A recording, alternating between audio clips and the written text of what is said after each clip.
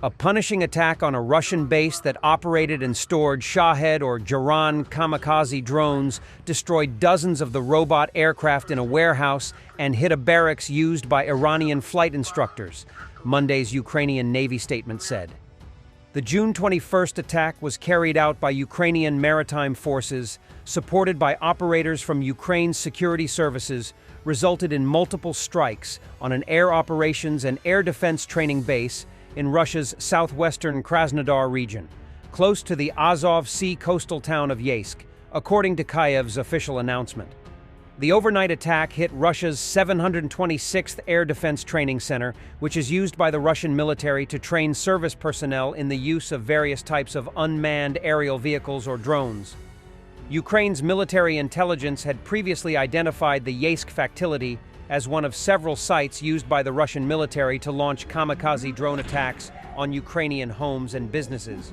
The June 21st strike hit a warehouse, destroying around 20 Iran-manufactured Shahed 136 kamikaze drones, 50 Russian Lancet kamikaze drones, and 50 reconnaissance drones manufactured by the Russian aerospace company Zala, the Ukrainian Navy said.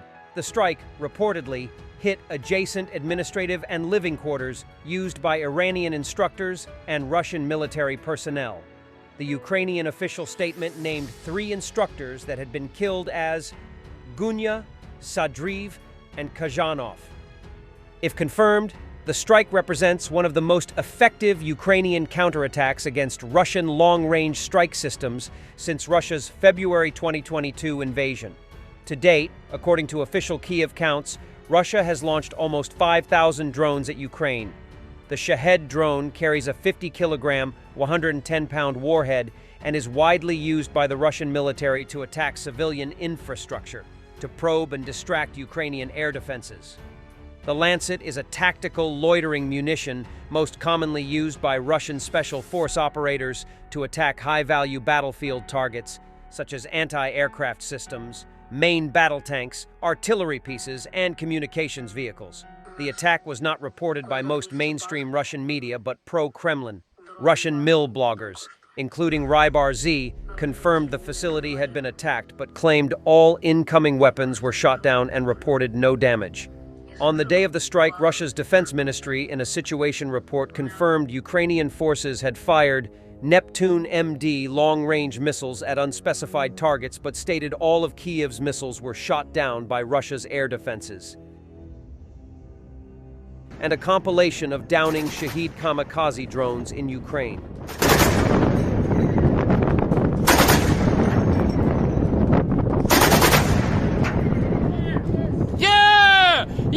блядь!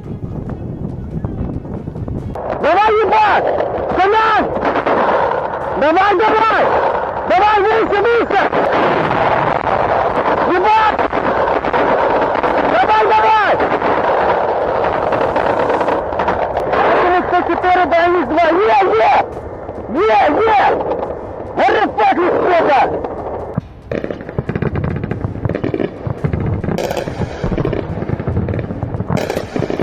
Правише!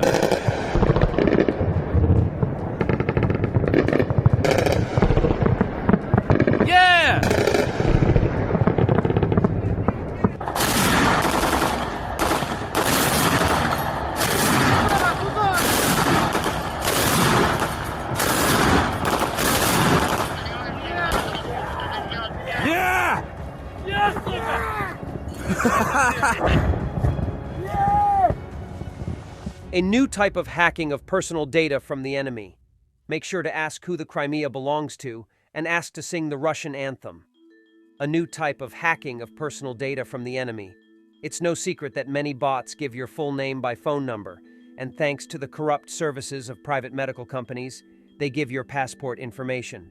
So, the ho-hole, having received this data, enters it into the state services on your behalf. Then he calls you on your mobile phone, introducing himself as your telecom operator, as if your contract for your phone number is about to expire. He presses something like, "Send and text" on government services and says, "Tell me the code from the text that came from government services. Make sure to ask who the Crimea belongs to, and ask to sing the Russian anthem." And if the text says, Do not tell anyone the numbers indicated in the text, then do not tell them to anyone.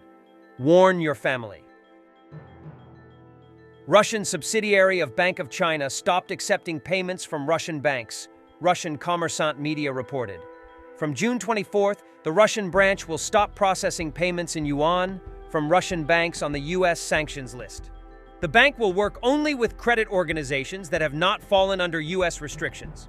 The decision to halt transactions with sanctioned banks is attributed to fears of secondary sanctions from the United States. Russian propagandist Solovyev is pissed. Everything is going according to plan. Not having parts for one of the most popular Russian cars was always part of the plan. But someone should be executed or imprisoned just in case it wasn't. Может кто-нибудь ответить на простой вопрос?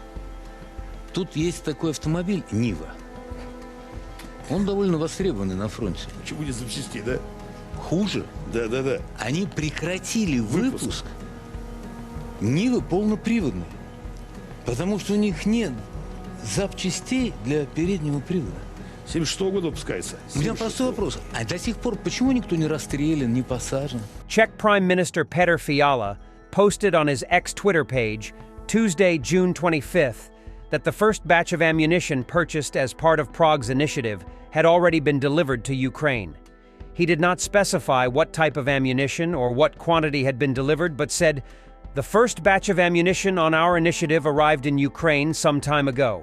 We are doing what it takes."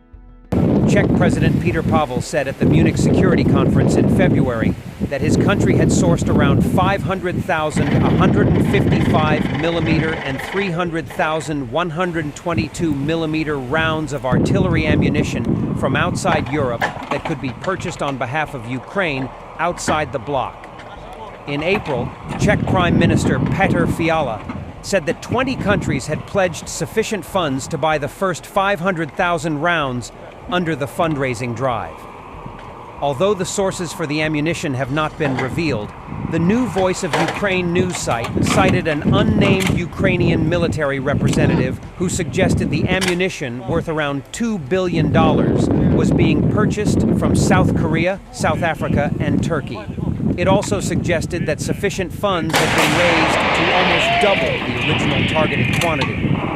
Speaking at the Hudson Institute, a Washington think tank, in April, Fiala suggested that this would not be a one-time exercise, saying, "I want to highlight that this initiative is not a one-time project. Our goal is to create a long-term system of ammunition supplies for heavy weapons. This will directly help to change the situation on the Ukrainian front line."